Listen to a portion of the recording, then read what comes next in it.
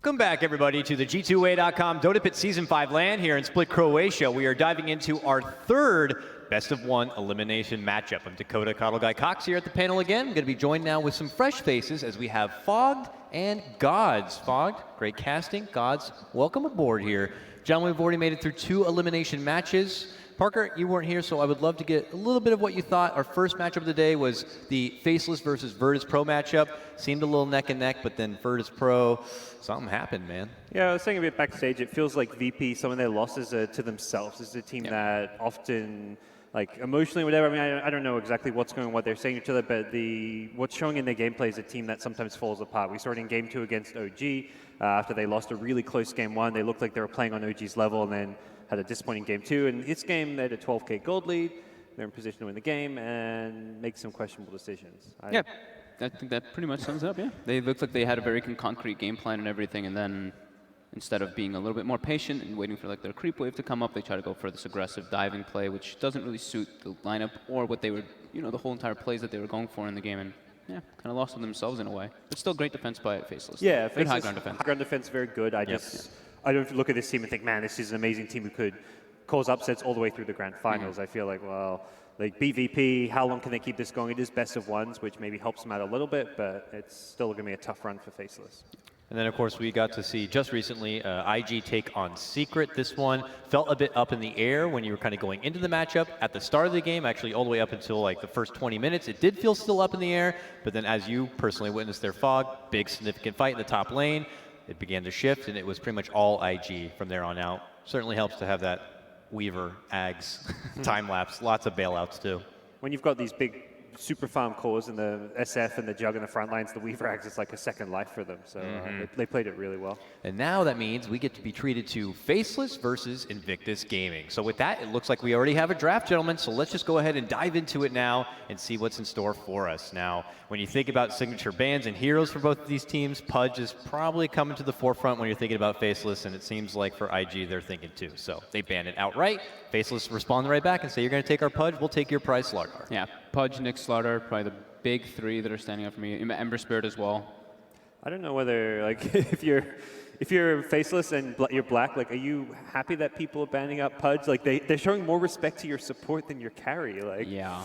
Man, what does that say about you if you're getting your support picks banned out? But it's funny how the one game it decided that as well. Like one game and everyone's like, all right, we must ban this. It's best of ones now too, so it's like you don't want to get kind of cheesed in a manner, and Pudge can be kind of cheesy. China has a bit of a history of losing to Pudges as well. Yes, they do. Now, Faceless have to rattle the brain here. Invictus took the initiative to get rid of the Underlord, which we really haven't seen either of these teams pull out too much Underlord, but maybe trying to leave themselves something juicy here for a first pick. Faceless respond by getting rid of the infamous OP Tinker. So that leaves them the Rubik. Open-ended pick. It's also a bit of a block pick because like often teams, I mean IG less so picking the Shadow Demon early on, but the Rubik has been Faceless's go-to. It's always like first pick Rubik or Spirit. They're one of the few teams who really prioritize getting both their supports with those first 2. I mean, if this was a while ago, I'd say you should pick up the dirty duo of Shadow Demon Luna right here and now, but are Faceless the kind of team to go for? Faceless have shown that they're the kind of team that will pull out the nuts Witch Doctor first pick. I think it can be a decent approach toward Odessa one, but okay, sticking with the Earth Spirit.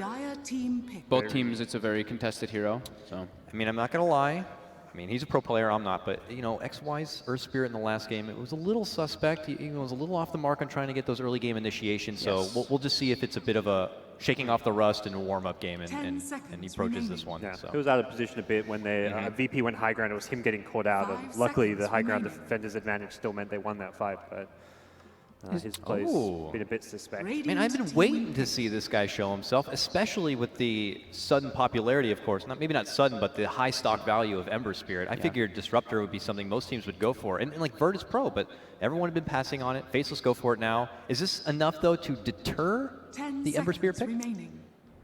Yeah, with the SF there. IG aren't big Ember players as well, I guess, so I think Faceless had to have maybe expected they banned the Tinker. The SF is the other big hero that IG run in the mid lane, so likely they were expecting this SF in the first 2. And potentially the beginning of a armor strategy, I'm sure. 10 Yeah, seconds OP remaining. loves this hero. I think it's this and Tinker were his two most plays, and Faceless, like you mentioned, really like to grab their first two seconds supports and just put it out there. Try to hide their cores. As far as their cores go, very flexible players. Radiant Jabs team is one of the back. bigger hero pools of the mid lanes. Ice probably has one of the biggest hero pools of any offlane player in the world. So We haven't seen much of that, the depth of his hero pool this tournament, though. But I do agree, he does have a ridiculous hero pool. It's just he's been kind of penciled in with like Mag, 10 Nyx. seconds Magnic remaining. Centaur. Yeah, that's it. That's really what we've seen. He's played them. They've only incredibly well. played, what, Dire 4 games team this back. tournament? Yeah. So 3 I heroes could- in 4 games.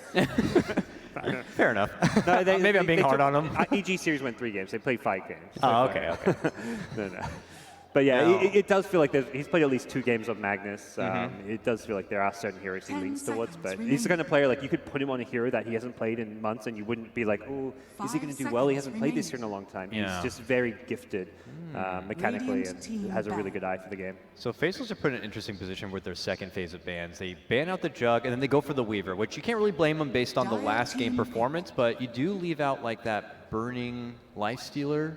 I think the Jug ban's necessary against like the Earth Spirit Disruptor because of the Blade Fury being able to stop the glimpse back. Very the true. hero builds Manta against the Earth Spirit. It's kind of like a natural counter for both the 2 supports. 10 Yeah, seconds Jug is remaining. definitely the best hero versus Earth Spirit. Completely stops any of his early game aggression. 5 The Weaver ban seconds too, I like remaining. this because now they took Baboka's Earth Spirit, they banned out his Weaver, so they're kind of limiting his potential to go for those aggressive type of Reserve early time. laners. And banning, this is definitely appropriate by IG, focusing their bans onto Ice, because just we've non-stop talking about him. I mean, this guy is, He's been There comes the Nyx. standout player for Faceless probably. yeah, definitely their stand-up player. And more, yeah, it could definitely be the Nyx. They're very magical damage oriented then, but definitely a possibility just because of how successful Ice is on the hero. And with their couple of supports already shown here. I like Lifestealer for them, but okay, they go for the Jabs Invoker. They don't have to, I mean, they know the matchup already, so it's like you don't need to hide your mid too much longer, if that's what you're thinking. I was thinking they would take the Lifestealer for that exact Dire reason. team 'Cause, as soon as IG is able to, they take the Burning Lifestealer, which they Yeah. favor highly. Yeah, very, very comfort pick for the Emperor on this one. And they do have to get something here, probably for the safety of the Shadow Fiend. He's very suspect to getting hit with that seconds early remaining. laning aggression from an Earth Spirit. So didn't they go for, I believe, a 5 Dazzle in the last seconds game? remaining. They floated around him. I don't know if they need to do that again, but we'll have to see what the option's going to be. I would like the Reserve Dazzle time. for IG this game too. You think with the Rubik? Oh, actually, yeah, that's true. With the Rubik, Like it's a last little game, bit- they had the like Dazzle in place of the Rubik, like roaming between safe lane and mid, and then they contest the off lane with the Weaver. I wonder if they're just going to get that aggressive, like 4 position type hero to contest the off lane, or Who would that be, though? I mean, Bounty Hunter, Tusk, but we haven't seen Tusk really this yeah, the this big ones event. are banned out, like the Pudge, the Weaver. So it's Yeah, a the bit, big- Earth Spirit's taken, so it is a bit more limited as far as partners for that off lane go. I mean, they haven't picked the off laner itself. Well, Spirit Breaker, we saw that at the back end of yesterday, but I don't know if we will see Faceless opt to go for it. So, for Faceless, yeah, I wonder if they Oh. can pick up Ice's here. Yeah, if they Darkseer. want. What about just Darkseer? It's great with the Earth Spirit, you know? good for the wombo combos as well. I think it fits pretty solid. Okay, they go for the Slark. So All right, for black. save Radiant Ice's team pick. pick. So the Black Slark. It feels like a lot of Faceless' draft always kind of built around some of their just comfort heroes. Yeah. It does, I mean, not to say they have weak drafting, but they seem to like say, okay, we're going to pick this hero 10 because we know seconds this plays good. remaining. Like when they're first picking Witch Doctor, the Earth Spirit and the Disruptor, the supports is also heroes that like the players are at least played a bit Dire of. team back. Oh, is this a tournament debut? I don't think I've seen Undying yet. We've seen it banned, banned, multiple yeah. times, but yeah, this is what we're looking for though. This type of dual laner that can be in the enemy face. Yeah, And remember- everything else was taken out, so this is a Baboka here, and it puts a lot of pressure on Slark. in That's the laning big phase. thing. I mean, remember IG's matchup versus Elements Pro Gaming? That's what they did to Swift Ending. They just Yep. took it to him in the 5 laning phase, and he was just seconds unmercifully crippled. And Yeah. even Black experienced a bit of that Yes. in the tournament, too. Yeah, Reserve someone dying time. +1 in the off lane, and it'll force Faceless to probably commit Earth Spirit to the safe lane, just have to do a full-on tri-lane. But Yeah. that's kind of, I think, where Faceless lane best is when they have their full 3-1-1 setup. They're one of the few teams who don't dual lane, but I think it works for their playstyle. Ice is better, like, kind of on his own often. and Radiant team they pick these back. carries for Black that need support. Like, he's playing a lot of Slack. You can't just dual lane a Slack if his lane's being contested. They ban out the Nyx Assassin, And okay, all the offlaners are pretty much Oh, banned good. out. I What's think going we're to going be to the be one? something new. There's the Clockwork, the Sand King. Sand Okay, King. so they go for the Sand King. Axe is still in the pool as well, Dire the team. other one I was looking at. But against, I mean, Rubik Lifesteal is potential for a lot of different heroes maybe to fit in there. Tide's a hero that Ice has played a lot of. This puts a lot of pressure on Faceless' safe lane. So yeah, definitely going to have to run that safe lane tri-lane because Sand King, 10 Undying, seconds those two remaining. heroes against the Slark, that's probably his nightmare. 5 seconds Last hero remaining. coming out from Ice. The Axe. Do they ever play offlane Enigma? We've been talking about it a lot through the tournament, I've but seen Ice play it once. I played it during that tournament in Thailand.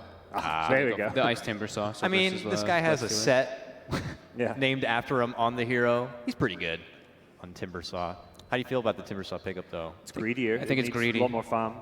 I think they realize Slack's going to not have a good time, so they're probably thinking like, all right, let's get another core in the off lane since that lane will do better. So let's make it like a more high impact hero maybe.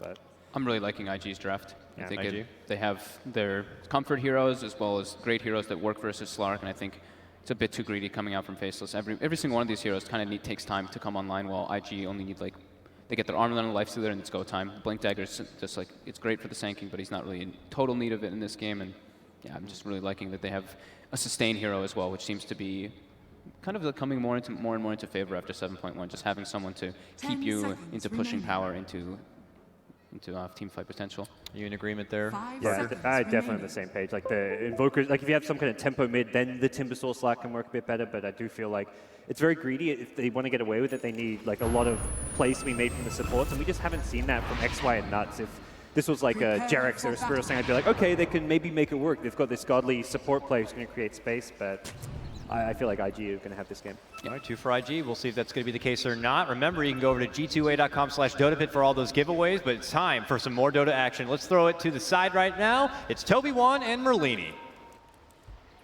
So the panel are going to lean the way of Invictus Gaming. I remember once before when we were here on the Dota Pit stage, everyone was saying that MVP didn't really stand a chance, and they fought hard. They managed to actually get all the way through. Ben, are you with the panel? Are you saying that IG have got this slightly in the bag?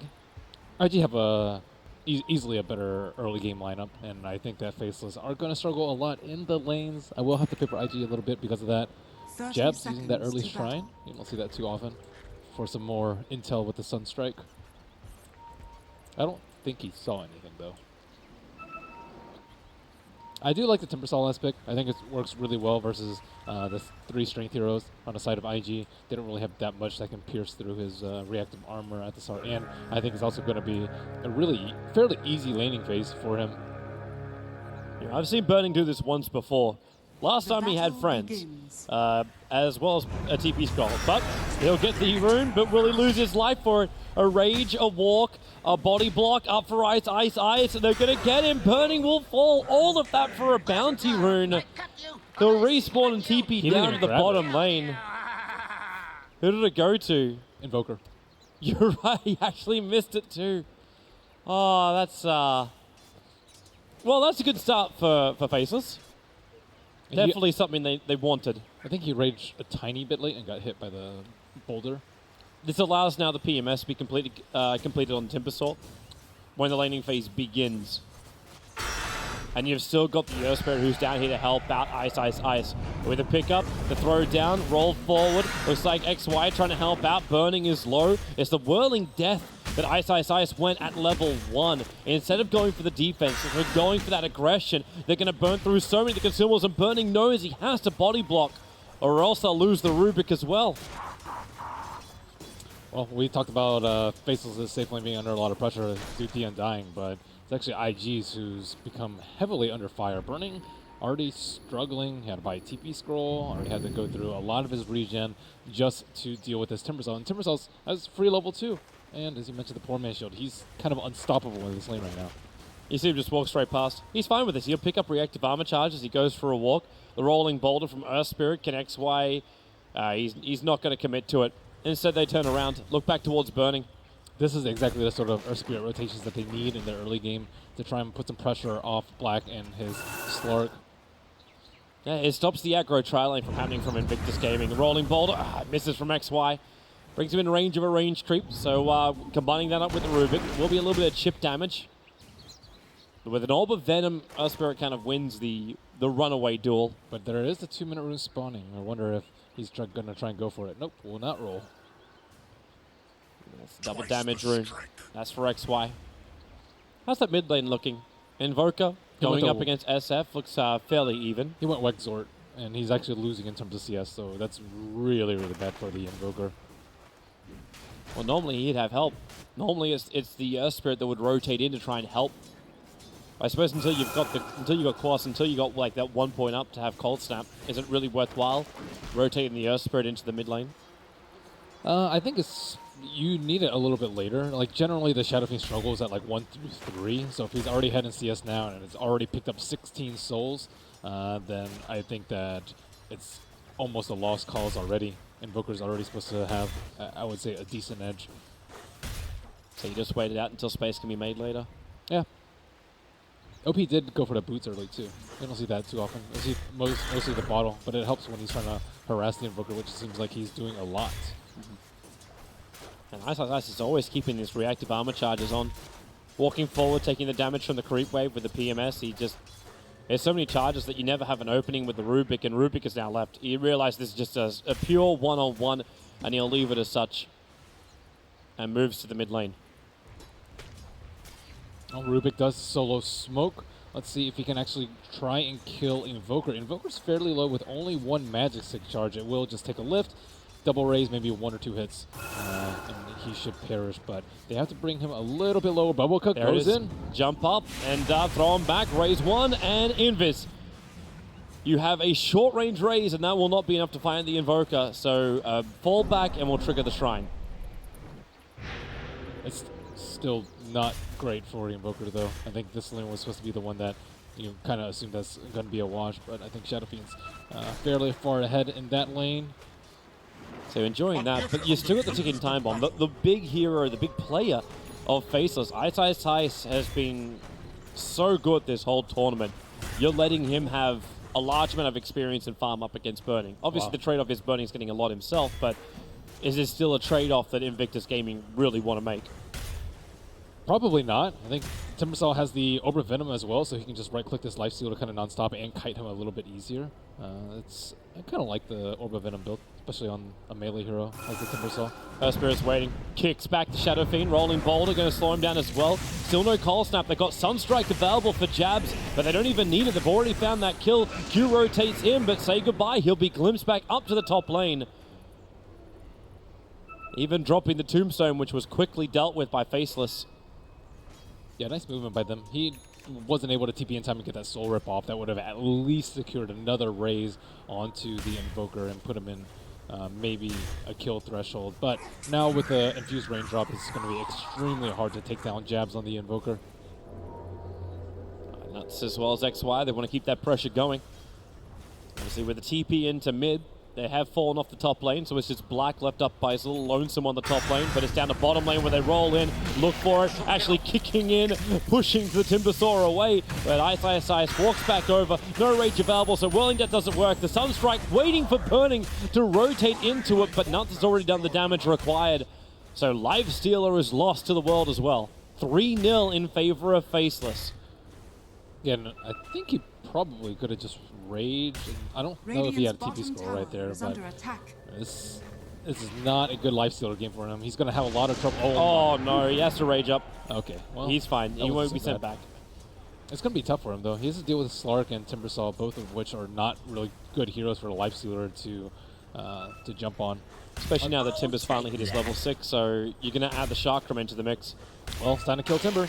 Yep, he's got a level 1 Timber Chain. That won't be enough, so Ice will be dropped. OP's the one to take it. Really important to keep the Timbersaw down right now. They need to give some space to the Lifestealer. Maybe later on they can get the blink on the Sand King. He's on top of the CS right now, and then they can get some kills to pick Burning back up from this terrible early game that he's had. I'll give him some time. I'm already looking back over towards the mid. Faces want to keep the pressure on. They're walking under Observer Wards, though. Now there's a fresh one planted down by the Undying. And you've already got Rubik hanging in the trees too. So there's enough D push if Faces tried to force the issue, but then again, their tower attack is quite abysmal. And OP, sorry, has arrived back in the mid lane. So Q went for the 1-1-2 build. I've seen a lot actually go like 2-2-0 or 2-1-1. And the max decay, I think, really helps with the laning phase if you want to try and pressure the lanes a lot. And maybe he thought that they didn't really need it for the laning phase, and wants a max tombstone by the time the first teamfight brawl erupts. But I don't know, they're slightly falling behind in lanes, at least bottom lane. Barbica unable to get XY to commit to any kind of roll away and grab interruption. Also got to keep your eyes up on this top lane. You know Invictus Gaming are, with their 2 observe wards they have placed. The second that Nuts thought about moving up to the top lane, the SK knew about it. And the fact that the Earth Spirit didn't come with him now allows XSS to stay very, very close to the front line still. It doesn't even matter. I don't even think they can kill him. Senki went for the poor man shield, so he's extremely tanky with the additional armor from the Tranquil boots. Disruptor doesn't really offer that much damage. Just level 1 Thunder Strike. Earth Spirit more lockdown than damage at this point in the game. And Black, he's struggled to even farm treads right now, so he's not offering that much. Well, Faceless will get that D ward on that Radiant Observer ward that was spotting out Nuts' rotation earlier, so perhaps they can make a move on the Shadow Fiend, but they can't find him. He's in the jungle, just working on some mud golems. Try to strike it out. Just more harassing the Earth Spirit down more than anything else. No need to commit anything bigger. So net worth wise, it's still fairly close between the top. Like it's still only got like 500 gold advantage, going the way of the Sand King. Maybe a little bit more considering he's got a creep wave and a half. This will help Jabs out. The Soul Rip from Q, not enough to keep him alive. So a simple cold snap. And Undying having no real way to walk out. Yeah, he was hitting for around 200 damage there. No help with the Undying. Speaking of help, like the Invoker Sunstrike, we've seen it like popping around a little bit. So I'm wondering like if that top lane gank is a lot more doable. Once Black completes up the treads, attack quickly, get the leash on, make sure SK can't get away, and then you've got a higher level Sunstrike just ready to drop down on whatever target you deem worthy. Yeah, that'd be pretty nice to get a kill on the Sand King, slow down his blink. He's really close to it right now, just 150 gold. Maybe 1 or 2 more neutral camps will do the trick for him, and then they can get start the ball rolling on IG. They've only been limited to 1 kill in their early game. Undying kind of died once and is struggling to find levels, whereas I think Faceless, they're playing pretty well with their greedy lineup right now. Ice is being a constant nuisance on the bottom lane. Missing that pull slightly, but it's enough to mess with the equilibrium. We'll pull the lane back under the tower for Ice and away from burning. So sub 10 minute blink on XXS coincides with minus timing of Invoker, and looks like they are going to try and smoke at that Radiant Shrine. We'll try and top OP off. It looks like Timbersaw is going to be the target. Heroes are not really close to sitting behind them. They really need perhaps the Earth Spirit there, but that Observer would saw everything. And still Ice underneath the tower. Earth Spirit needs to get a good kick. Actually silences over on the Rubik. A Timber Chain away. Ice is out. The wall is up and Bobika is trapped. Black will TP in. Gets the leash over on the Rubik. Thanks to the extra damage from the Shark, and they find the kill and burning. He's actually pulled back in again and they find the kill. Popping back out of the Infest, and it's actually Faceless. It looked like they were the ones who were controlling and forcing IG into a fight they didn't want to have, but Ice stuck around a little bit too long. Really nice Infest coming out from the Lifestealer there. They were like, oh god, what do we do right now? And then of course OP is there with the raises to just nail Timbersaw. Timbersaw had such a good game at the start, but they're just overcommitting heroes and getting punished because so many people are just dying in the bottom lane constantly. And this of course frees a lot of space up for Jabs. Not the best early game for him, but he's going to recover quite easily with the Midas. He's also doing the Ancients a lot with the Alacrity. Trying to drag as much money out as possible. That would have been huge for Faceless if they were able to get the kill on the Lifestealer before the SF arrived, but a lot of what ifs, and Faceless now. They fall a little bit behind. It's still not too much. They've still got a hell of a lot to play with, good rotations to work with. They need level 6 on their supports. Both of them are level 5 right now. And that jump forward, quick silence over on Lifestealer. The kick won't be able to connect. Chakram also out of position for Timbersaw. some really good moves by burning there. I wonder when and where the tome was used. They need the disruptor level 6 to prevent things like Sand King from escaping, Lifestealer from raging, probably most importantly in this game. And then you've also got the Magnetize up for Earth Spirit. He managed to get that, so it might have been used on him to catch up. 4-man smoke from IG as they head towards the Invoker. He's been doing the Ancients, and Smoke's going to break. Jab doesn't react in time, so a blink in. Quick Burrow Strike. They got the extra control from the Rubik. No major abilities have to be triggered, and you actually got a Alacrity stolen. Not a bad thing to have when SF's looking to beat down that tier 1 tower in mid. Shadow Fiend's really close with Shadowblade. I'm curious to see what Black's going to go for. The blink is okay here, but at the same time, I don't really think he can survive if he just blinks in.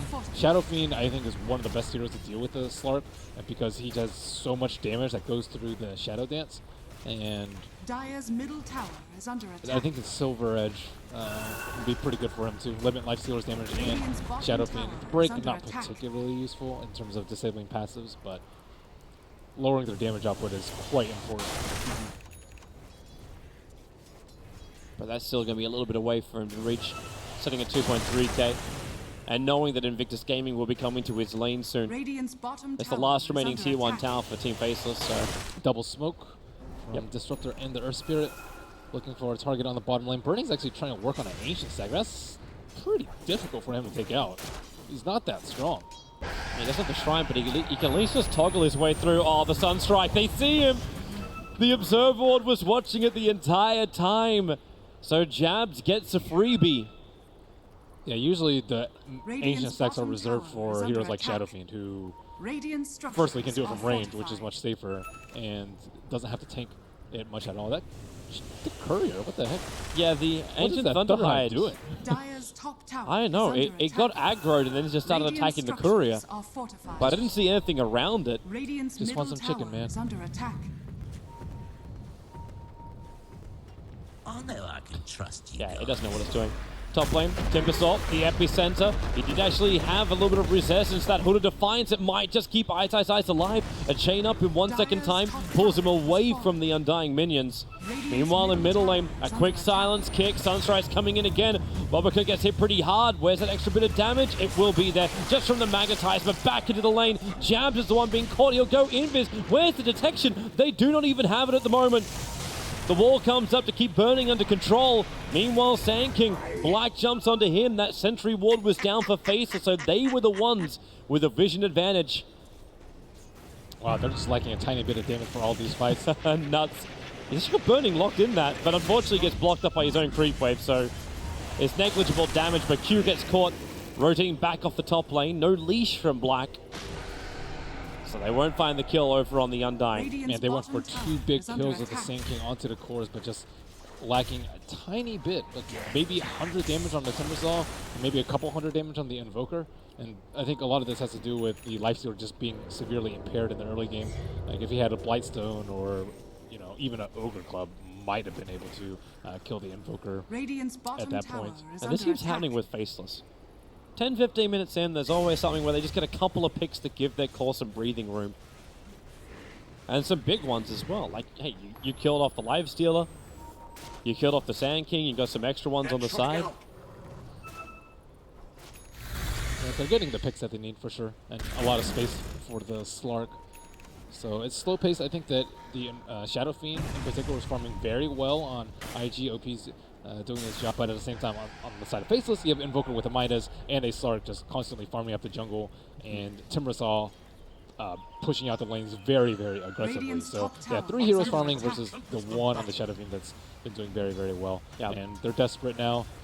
They have a smoke. I don't know if they want to blow through so many smokes, though. It seems like they really do want to kill right now, but I'm not sure if they're going to be able to get one. This is like the same issue like the VP almost Black's had. Like how do you... Might be in trouble in mid. They're going to jump on him. There's your jump. Blink. Burrow. Nuts in the neighborhood. Throws down the ulti, but Black already dead. Yeah, he uses Dark Pack to try and push out the wave, and that was definitely the go sign for Invictus Gaming. And sweeping into Roche immediately after a big core kill. And they kind of know what's happening over here, but they have a lot of minus armor from the Shadow Beam, level 2 present the Dark Lord. That should be enough at least to take it down before the Slark respawns. It can dissuade him. Jabs might be able to have a little bit of a scout. The Sunstrike kicks in, but it hits both Roshan as well as the Lifestealer. And with the Tombstone down, it is an easy Aegis into the hands of the Lifestealer. But this is still the same face that's going to play. Like, okay, Burning was pushing in the top lane. IG decided to ignore it. They killed off the mid lane. That was great, but Jabs is now pushing at the bottom lane. You bring Ice back up to the top lane, and this is going to split up the IG lineup. I'm wondering if they can even really utilize the Aegis beyond taking the golden experience that Roshan offered. It will at least buy some more time for Burning to get Rolling. back to far net worth. Yeah, that boulder won't reach for the kick. Well, Sunstride's coming in. They turn on the silence and a quick jump forward. There's a Sharkum that did the work, but in comes Lifestealer in the paws of the Sand King. I should say claws of the Sand King. Black able to shadow dance himself away to safety. So a 1-for-1 trade-off for some heavy rotations from IG. Faces just need to slow the game down a little bit, you know, keep it to like a couple kills every couple of minutes and outscale. I don't really foresee them being in that big of danger into the late game. Their like heroes aren't that vulnerable to the Lifestealer bomb because Sand King hasn't been able to get involved in too many kills. He had the fantastic start most CS, but now he's number 6 on net worth because they missed out on those 2 kills. Oh, they're coming again, Faceless. I know you don't want them to have any kind of like major fight, but if they can attack into the tier 1 tower, the Sentry Ward was having a look at Black. I think Black also flagged that because he lost his ultimate for a second. Yeah, he knows what's going on there. Here we go again. Jab's pushing the bottom lane. He's got so much space. Yeah. He's staring down the barrel of having his Aghanim set after already having the Yules. Yeah, he's just been free farming all game, minus the one death mid in the super early lane phase. This Observer Ward again is doing its work. It's the Observer Ward that's responsible for Lifestealer being dead.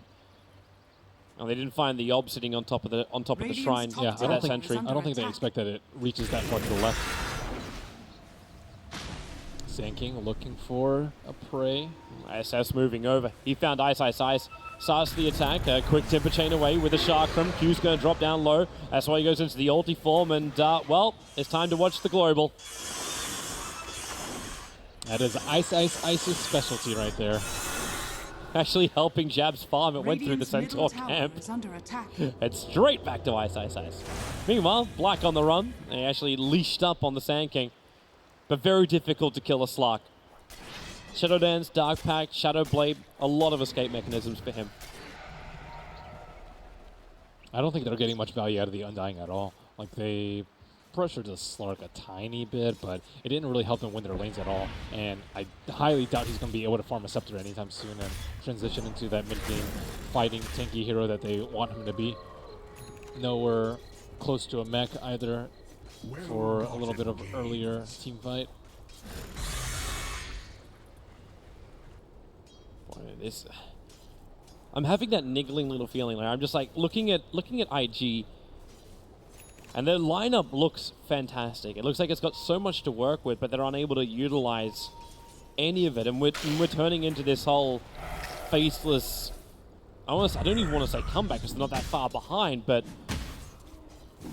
Like, FaZe is in a position where if they keep playing like this, they're going to win the game.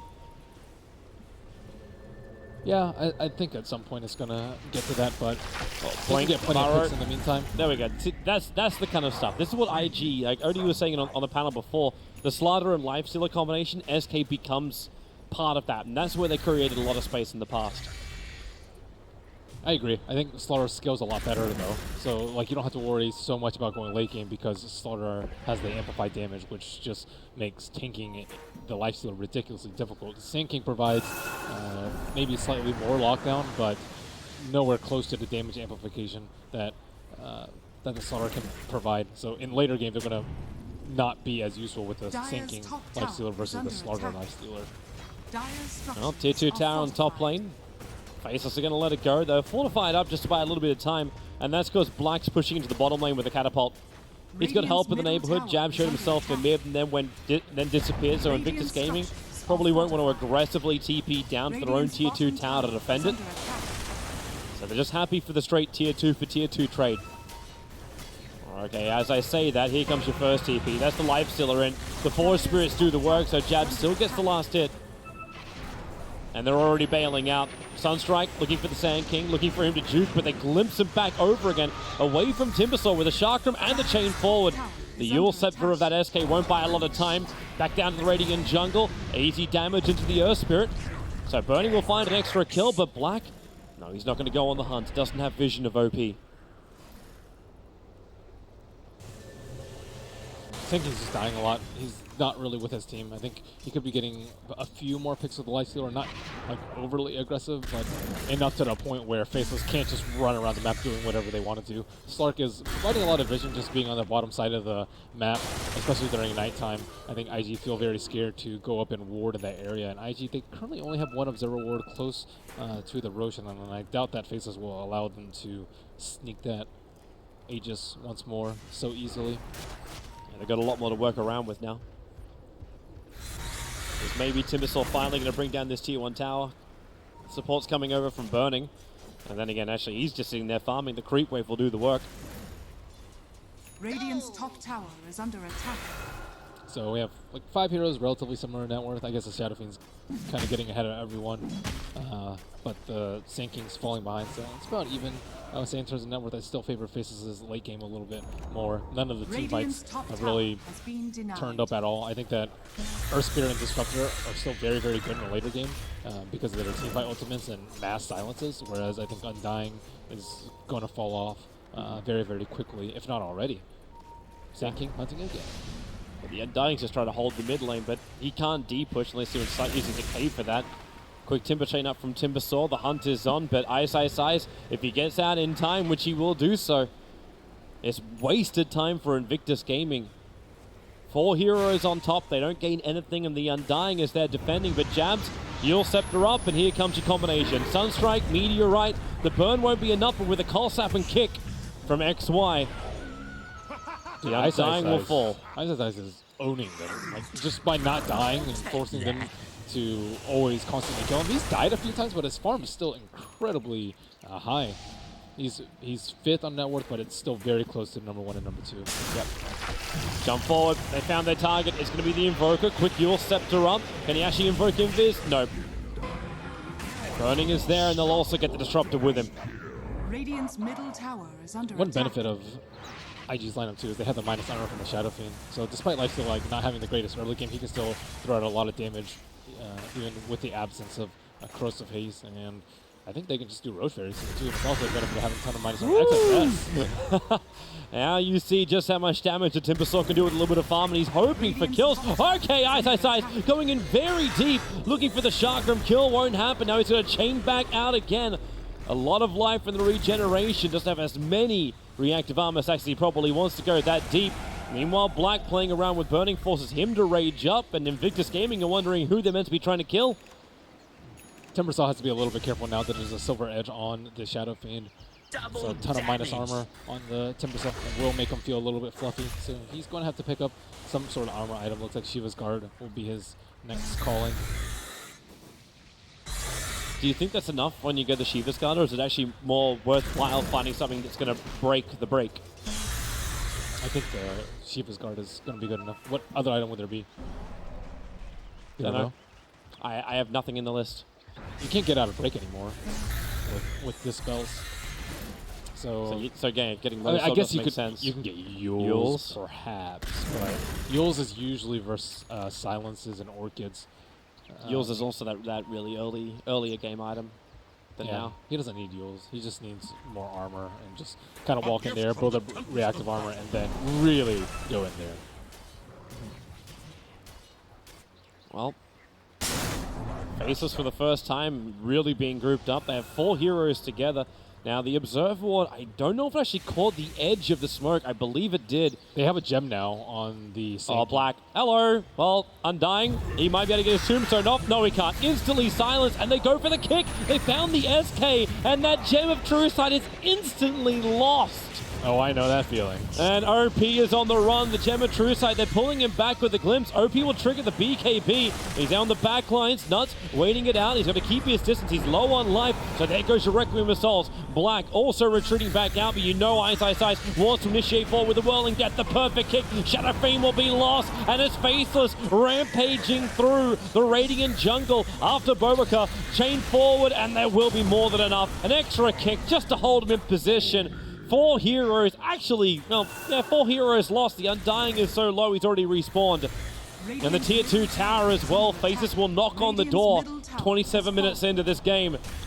That was pretty much the perfect time for Faceless to smoke as they were trying to D-ward with a fresh gem on the Sand King. And Timbersaw is up in front, but he's losing a lot of life. That Burrow Strike is right on the money too. With a kick forward, a quick chain back out again. The Yule Scepter up, Jams buys some time. SF is still not up, so there's not a huge amount of damage with Black dead for Faceless. They don't have a lot to work with either. They're trying to make the most out of the missed chain, which came out from Ice, but with the Shark Trim and the Whirling Death, he actually has enough to kill off first the SK and go back in on Burning. He's low on life, but he may not care. They find enough, and the glimpse. Q, it is not his day. He'll go down as well. My God, Timbersaw. He has like 50 HP regen a second with the max reactive and with the talent. And like he's kind of sitting at low HP, but they always constantly think they can kill him. But he actually skipped on the talent too. He's regenerating by having the 15+ intelligence over the 14 health regen. Yeah, I saw him at 50 before. That's still ridiculous. Most of the time I see the health regen, but until, he's not having that much trouble surviving. He really isn't. 20 Bloodstone charges now on this Timbersaw. Gold. The Shiva's Guard only 700 away from being completed as well. And the SF is now the only one in the top 4 for that net worth race. I kind of just assumed he took the health regen. Yeah. 15 intel is... it gives a little bit of spell amp, but rarely does Timbersaw actually go through his entire mana pool unless you never go home to heal, which I guess he's kind of doing right now, especially when you have this many Bloodstone charges. Yep. Considering how long he's been in these fights too. Like he starts the fight and he ends the fight. And in fact, goes back into the fight crazily. But this has always been like one of the big signature heroes of Ice. That Timbersaw. There's many highlight clips. You can go back years for Ice and find the clips of him with the perfect calculation of how much life, how much mana he's got. IG's scared. They want to do Roche, but they don't feel comfortable doing it, and I don't think they have any smokes left in their inventory, so they definitely don't feel comfortable enough taking smoke, but they will try and de-ward around the area with a reacquired gem, and Dire Side has been placing forward. This could be a nice pick if they can reach him. They have the... No, they don't have the vision. I don't think killing Earth Spirit is big enough for them to go for Roche, though, because he can easily buy back and go into the shrine. So that Observer Ward, which was freshly placed right after XXS de-warded, will catch out the Earth Spirit, and he is dead. And they will be able to take down the Observer Ward in the meantime. So 40 seconds left on his respawn. SF already heading inside the pit. He sees a Force Spirit. Force Spirit just despawned, though. OP might be able to take down the Roche for free. Jabs is heading over there, but this Roche is gone. Here comes Ice. Chain forward. The Chakram flies inside the pit with the Shiva's Guard. Roshan killed by the Dire. Burning will let the Aegis demolish possession, but the Storm is beautiful. It's holding Burning in position. He may actually have to trigger this Aegis Knights an early Timber Chain away. And the Aegis does actually get burnt. But Disrupt the sacrifices himself. But IG don't have that immortality to go for a bigger push play. That was the tiny window that they needed to. Jabs was not super vigilant about the Force Spirit. That was like 10 seconds that they possibly could have taken Roche, and Faceless Void didn't cover that possibility. They had the Shrine still available to them, and kind of just worried about the Sand King gem, which has proven to be a constant issue. The Slark can't really roam around free because of this. What have we here? No, he's actually lucky to have that gem back again, considering it was dropped by Faceless when they were going for their other push. Yeah, if Faceless still had the gem, they would have easily been able to take Roche themselves and kind of spiral out of control. But because they lost the gem, now they have to play on the back foot, build more defensive items. There is a BKB now on Slark, so he can actually man up in the fights. And also just going to turn this into a big split push game for them all. And I actually wonder who wins on that. Like, Timbersaw pushes really, really quickly and then can just BT into the lane. And then Invoker can push the side lanes and then also just BT into the lanes. How does Invictus Gaming deal with the side lanes when Faceless do this? And they've done it before. You know it's coming. They want to split up IG. Can IG force the issue? Do they have enough of an opening? They definitely have the damage. With Sand King and Lifestealer inside of him and the break on the Shadow Fiend, they can kill anyone. It's just a matter of whether or not they can catch them. And right now, Faceless are playing very well without that many Observer Wards around the map.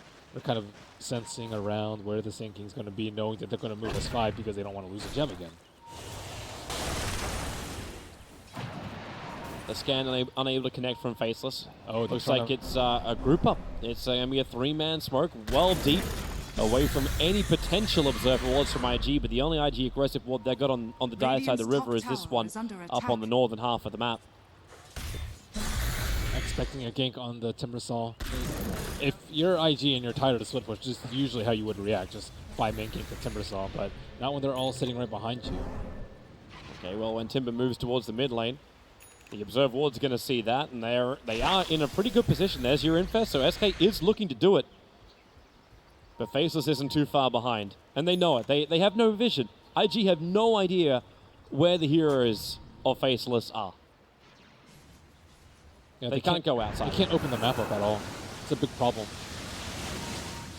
They just feel confined, forced to 5-man in this tiny little quadrant of the map that is the bottom left. There goes that smoke from the Undying. So they put 3 together and they'll use the SF as bait. And he does look like bait. It jabs, starts the TP. Oh, he broke the smoke on Sand King as well as Rubik. We were already saying before how very few smokes we thought IG actually has. And if they get the Timbersaw, it may be worth it. The Chakram out from Bobacat, they do kill him. He doesn't even get the eye off on the Bloodstone. It's a big kill for them. Good money going into burning, almost 500 for it. They burn through some of the Bloodstone charges. Quick TPs up towards the top, prep the epicenter. They're looking for the second core kill. It'll be Jabs. The Lincoln Sphere protects him from first the Burrow Strike hit, but the Chakrams are down. Jabs doesn't have enough life to survive that. Black needs to get some revenge. If Faces are going to try and repair the damage that's been done, but it's so hard. The Storm is down, but the double Burrow Strike, it creates enough space. No, Timber's already back to front lines with the Shiva's Guard. Q, you're probably going to feed more life here as OP winds up the Requiem of Souls. You're such a protecting Ice for the moment. He's still looking for the better target over towards the Sand King, but this fight is chaos for Faces. They need to actually focus down targets, but they're losing too many heroes. It's all going to become the Ice show. Whirling Death to steal it. You don't have enough life to actually get back out again. The chain never connects, and Invictus Gaming come out on top. One by one, Faceless fall. It's very uncoordinated play from them. First, Timbersaw dies, and then Invoker gets caught out, and then they decide to fight when both of them are dead. Timbersaw didn't have enough Bloodstone charges to respawn instantly. I think he only had, like, what, 20, I think, during the first death? And now he's down to 9. Dropping very, very quickly, and the power spike for OP. The Courier's bringing the rest of Bloodthorn out in the Courier at the moment for SF. That's a huge swing when it comes to the experience. Yeah, the Shadow Fiend's doing a ton of damage in the fights too. Slark was trying to beat on him in the fight, but could not do enough damage. No Scotty on him. I don't believe he had Bash for that fight either. But they need to be able to limit his damage output. They did kill Burning very early on in the fight. Timbersaw did a good job of doing that, but he's been a little bit cocky in these past couple of fights, and his net worth has suffered as a result. They probably need BKB on the Invoker. I don't know. It just seems like he dies all the time, and the Lincoln Sphere isn't going to save him because the Lifestealer just opened wounds after the Burrow Strike. Yeah. Like it protected him from the original stun, but after that point, it's still... Yeah. Either a BKB or a Blink, because you can just use the Yule's Blink very often to save yourself. Well, he's with you on the BKB, sitting there in his quick buy. Ice was set back a decent way too. Yep. Like the fact that he's walking around still shy of that Aghanim Scepter. I think he expected his team to be around him during that bottom fight, but they kind of just all ditched him. Like you either play around your, you have to play around your Timbersaw, I think. Money. Undying. Your contribution is almost too easy for Faceless to take. That's some free stacks for Slark. He's going to be happy with that 20 agility. Radiant's bottom Especially if they can tower find is under another attack. hero of IG outside the base. But IG are preparing for the defense. There's infested SK. He does have his epicenter up as well. Will bring the vision. So Black just can't hide. Epicenter starts channeling. They try and back out this one with a force off. They push Luck far enough away. He can trigger the BKB. Burning. Rage wears off. And now with the extra dust, they have all the reveal. And the kick is perfect. Rubik caught by it. The Sunstrike will connect. Live Stealer down to half, maybe 2/3 of his life. Glimpse back in again. Ice has no trees to jump to that will bring him in. And now with the Shrine also being triggered. Burning. Radiant's bottom tower Regenerating is up under quickly, attack. but faceless. Radiant's Fortification will stop them from taking the tier 3 tower. Not to mention OP standing on the front line too. That was a really nice force staff from the Disruptor. Bought enough time for the Slark to pop his ultimate and pop his BKB. And faces are already out. They have They're- big damage issues if Shadow Fiend's not hitting anyone. Lifestealer's not able to do enough in the fights. It Right looks now. like SF's also waiting with that Silver Edge. Like he's always waiting for Timbersaw to come close. So he never initiates with it. Yeah, it's quite nice. I do think that's going to be a big part. Or if the Slark's like BKBs, he can just break him and then just man up on him in the fight. So I think he needs to save it for the middle of the fight and not for initiation. Besides, they do have the gem on Radiant's their top spirit. tower is under attack. Okay, Roshan again. Faceless. TP's coming over. Blink Burrow, this could be huge. If they can do it around Roshan, Timbersaw needs a way to get out of it. He won't be able to. Dead for almost a full minute. So Black finds Burning, gets the extra bash. Live Stealer dropping quickly. Black with 31 stolen essence. He's going to hit like an absolute truck over towards the Undying with a rolling ball of 4. They'll keep the Rubik there as well. So Undying is down. And Bobica are on the run too, but that fresh Gem of True Sight picked up by the Earth Spirit, that's what gave them that vision advantage. And Faceless, they will trade the Timbersaw, but they'll get a lot in return. Almost actually claimed OP Radiant's as well. top tower Oh, is under attack. no. Radiant's top tower Sunstrike has actually fallen. just came off cooldown, but he didn't try for the SF. Yeah, that was a DD on the Slark on top of having tons of stacks. So he's hitting for like 300, 400 more than he would normally. And Birdie's like, what the hell is hitting me so hard? Radiant's top tower has fallen. Live Steal is meant to be a lot tankier than that. Rubik will buy back. They take out the tier 3 tower. The melee Rax takes a little bit of damage. Dire's Oh, and middle it's an tower early is roast under respawn. attack. Faceless. Going to be checking that immediately. Or are they? Timbers arrived at the top I think lane. they pinged it out, but 20 seconds left on the Lifestealer. At least they can get a melee Rax. Dire's Yep, middle that's the goal. Blink Burrow forward. Black protected by that Lincoln Spear that was shed on him. Ice. Remember, you're in pretty deep. The Yule Scepter sends him up and towards the M mid-chain. But Invictus Gaming, they lose their top melee Rax. He's still hitting very hard. They killed the Shrine very quickly with the Slark. So much attack speed and damage. Does he have his next item coming out the courier? Yep, it's the Abyssal Blade. So now they've actually got the guaranteed control from Black. He didn't even look inside the pit. He walked on the edge of it, but never got the vision. I thought they were going to ping on the Shrine and then go for the pit. But I think, Overlord. I think maybe he was a little bit scared. Yeah, he didn't have a Shadow Dance on, so they needed to keep ward around that area. And Earthspirit is trying to find out where the wards are, but he hasn't been able to catch either of them. Okay, Black is picking. He's picking almost the exact spot of the Observer Ward. So all XY has to do is just move down. They still have one more over there, though, and IG, they know that Roshan is up. Baseless know that Roshan is up. Faces actually smoke for this too. They smoked up 3 heroes. And the line is drawn. XXS standing right next to that Observer ward, but not exactly sure of the approach that Faces are going to take. But they will be safe. Take down the Shrine first. And could this be the move for them to actually move inside the roast? They have the Force Spirit sitting in there this time, so Yep. IG cannot sneak it like they did the last 2 times. Nice item for OP before this fight's going to begin. Picks up the Satanic. A lot of extra life steal, difficult for Faceless if they can't instantly kill him off. At the same time, if Black has that Abyssal Blade, life's going to become very, very difficult too. Yeah, I think you can just stick on the Shadow Fiend the entire time. Break him and then just stun lock him until he's forced to concede. That push on bottom lane. Ice is back down there again. And with the creep waves pushing in, and the Shrine still being up for the Dire side, not to mention the Forge Spirit. That's actually exactly where Timbersaur's going. They want the kill over on Q, and they've found it. The Sunstrike is going to hit its mark, and with the Timber Chain through, they find the kill, and isolated SF. The Abyssal Blade is still up, triggers it. Tornado flies through, doesn't need anybody else, but they bring down the SF. No SF! He doesn't have buyback. 100 seconds on the sidelines. If Black can get this leash on, the epicenter, maybe SK can create a little bit of space, but Lifestealer controlled, and he's gone as well. 80 seconds, but buyback's available. A quick Burrow Strike. Earth Spirit so low on life. Force up from the Disruptor. They're actually from himself, just keeping him alive. They move over to Bobrica, but inside the base, Faceless can own this now if they want to, but double buybacks from IG, it's not worth the risk. Faceless can retreat and look to Roshan. The Shadow Fiend just felt so useless there in that fight, just getting completely locked down by the Slark. I don't even think he committed Abyssal Blade to him that early in the fight, if at all. He waited. He waited so long for it. And now Roshan is... It's so simple for them to take. Even trying to Sunstrike out the Rubik. Yep, use Shrine. Heal back up. Aegis and Cheese now in the possession of Faceless. They also still have a ton of stacks on Slark. He's still stealing 75 agility for a good minute, maybe 10-15 seconds. So I think they can easily fight right now. It's a great time for the Slark. He's already looking for it with a glimpse. Oh, it is not Undying's day. Q wants to go on the run, the kick. He's waiting for it, XY.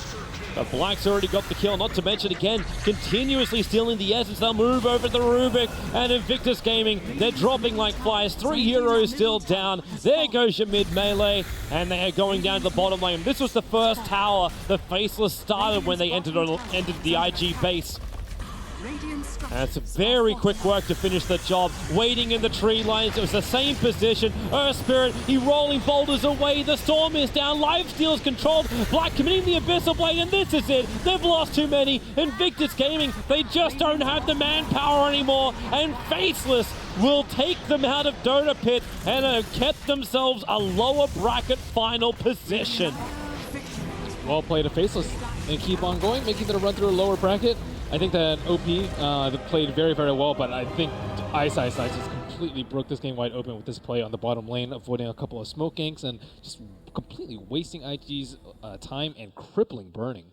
Man, Ice has been, for me, the player of almost this tournament for how well he has played, the amount of work he's done.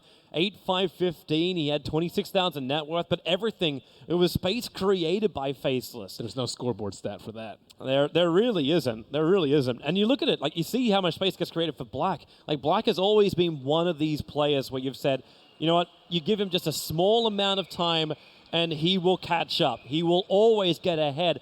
15-9 on a Slark. He had all the momentum in the world, and the Lifestealer, you want to look back to that double damage fight. Like, that kind of reflects just how much presence the Black had. He was destroying Invictus Gaming. He definitely was. I don't think Invictus Gaming really did much in the early game. They tried for the one smoke gank on the Rubik, but aside from that, like Undying, what did we see him do all game? It kind of just fed Slark essence shift stacks, to be honest. That's kind of... I really don't see that much other contribution. He like TP'd in, Shadow Fiend still died in the mid lane, just kind of soaked XP while Shadow Fiend was there. He wasn't able to stack, he wasn't able to pressure the Slark. It was a whole lot of nothing going on for Invictus in the early game. Man, I cannot wait to see Faceless play in that lower bracket matchup, to see what they give us and to see how well Ice go. Of course, the next big match coming up, while we've got a little bit of time, Ben, who do you think is OG versus EG? We're down to 3 teams now. Thoughts on the winners bracket match? I think I have to favor OG in this one. They've proven that they're, I would say, the most consistent team. They always fly like just below the radar because they're, I don't know, I wouldn't say that they're like super predictable in the drafts and the way they play. They're just steady, they're solid, they're not super flashy, which I think is why teams underestimate them a lot. Yep. They seem to be so consistent. Like one by one, you'll start to fall down in front of OG. And I can't wait to see him as well. So that's what's going to come up next. In the meantime, congratulations to Faceless. They have managed to get all the way through into the lower bracket matchup, doing the long road through. And of course, we cannot wait for more matches. They'll be coming up soon.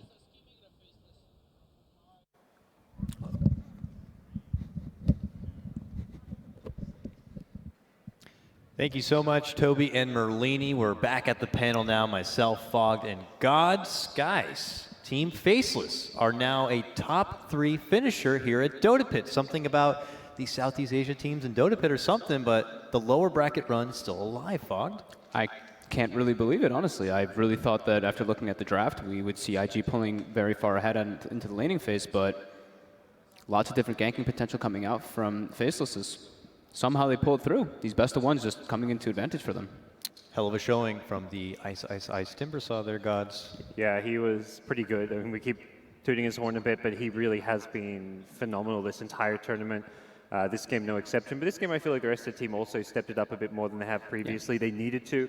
And we talk about Faces winning best of ones. It's not like they're cheesing their way through these best of ones. They're playing pretty straight up standard Dota. They're playing their brand of Dota, picking the Centaurs, the Magnus Jug strats, but they're making it work, and it's not just like, oh, they did some cheese strat to win. These guys are really delivering and playing very well at a top LAN tournament. Yeah, absolutely. We'll be able to check out a couple of the highlights here momentarily from that matchup, but for IG, it didn't look like they underestimated Faceless in any sort of way. They gave him the respect. We saw it in the drafting phase. We felt pretty confident. You felt pretty confident, Fogged. I know you have a pretty bad streak here of some of your predictions, of course, but I mean, we were there with you. IG had a pretty solid draft from top to bottom. They had a few peaking moments in there, but not enough this time. I cursed them. You cursed them, man. I'm sorry. The Fogged curse. It's a thing. No, I think overall, though, Faceless did show a lot of power. I don't want to keep praising him, but Ice is just everywhere, just doing so much for this team.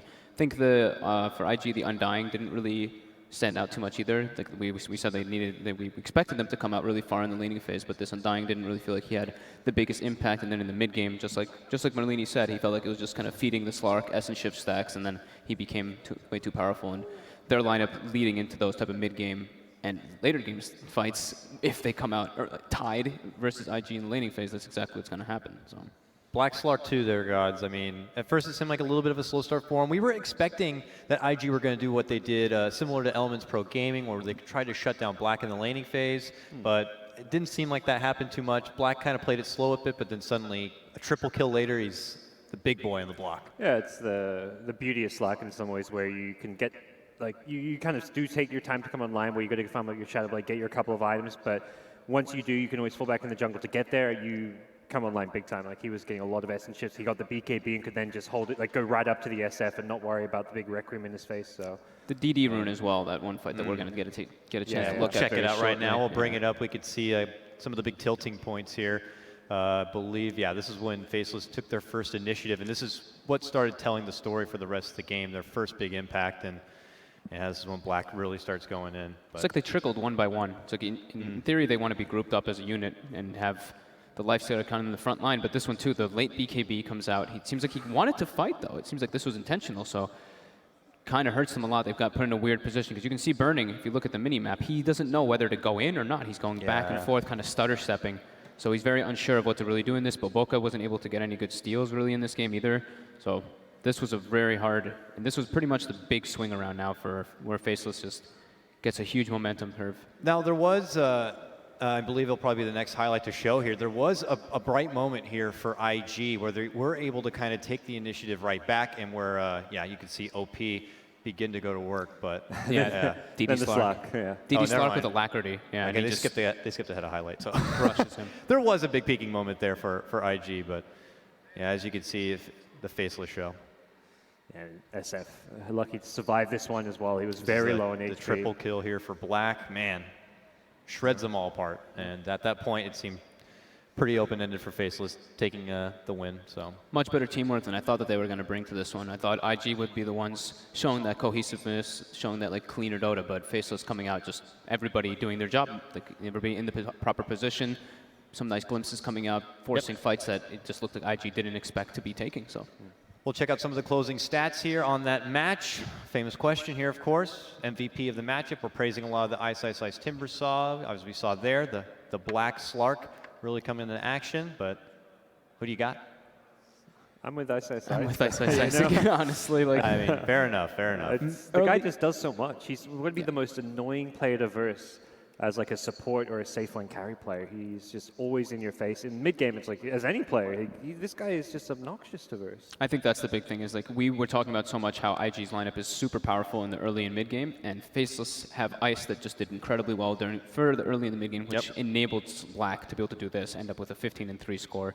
And Jabs as well. He was even buffing up Lack a lot. So these two, the three cores were really shining for me in this one. He was focusing on giving Alacrity to Black over some of the spells that he could have gone for. So it's just nice synergy coming out for those three. And this was a back end of a draft where they were targeting a lot of those offlaners. So Ice kind of had to take what was left, I guess you could say. But obviously the Timber Saw really working out for him nicely. So what this means is that Invictus Gaming obviously will be able to take their leave. For a team that came in, they had to replace IG, have 3 newcomers. This is their first LAN experience. Pretty dang good run, right? 4th place. I mean, they caused, I wouldn't say an upset against Secret, but it's a good win against Secret in the best of 1. They had a very close best of 3 against OG. So I feel like IG can't be too disappointed in themselves. Showed a lot of promise. Showed good teamwork in a couple of their games too. And I mean, the smackdown that they put on Elements probably felt pretty good for them too, right? Yeah. Not many teams have taken a game off of OG. You know, like that team has been very dominant over the last 3-4 months. So. Yeah. We look forward to seeing more of IG in the future, but now for Faceless, they get to wait on the sidelines and await the winner of our next very hype matchup. It's going to be loser, OG. not winner. What did I say, winner? You said I said loser. Yeah. The loser, of course, is they're waiting in the lower bracket. And even that matchup is going to be a best of 1 as well. So you never know with Faceless on that. Early intentions or predictions for our EG-OG matchup, Fogged? I think overall, I would say OG. They seem to be much more consistent than EG. So EG. Yeah, as soon as he said this, I was like, all right, time to flip-flop on over. Come on, guys. No, I mean, I've been a firm OG believer for some time. They always go into these tournaments, and I'm always thinking in my head, like, why is no one talking about OG? Everyone, like, at Boston was talking about VP. They were talking about EG after they beat VP. I'm like, guys, it's OG. These guys, Fly is like a drafting genius. He makes all these teams work. Yeah, they've got a new player or two, but I mean, the new player is Jerix, who's probably like the best player of the year last year, and Anna, who's one of the kind of upcoming stars. Maybe he's obviously the player that people had their doubts about, but he's definitely quickly shut them up. So right now, OG, hands down the best team in the world. Doesn't mean the best team in the world is always going to win. EG maybe going to have something prepared. Wonderful, gentlemen. Thank you so much. We will change up our panel and come right back for the upper bracket final best of 3. Are we dreaming green or are we about to bleed blue? We'll find out in a moment. We'll cut to a break. When we return, it's time for the upper bracket final as it is EG versus OG.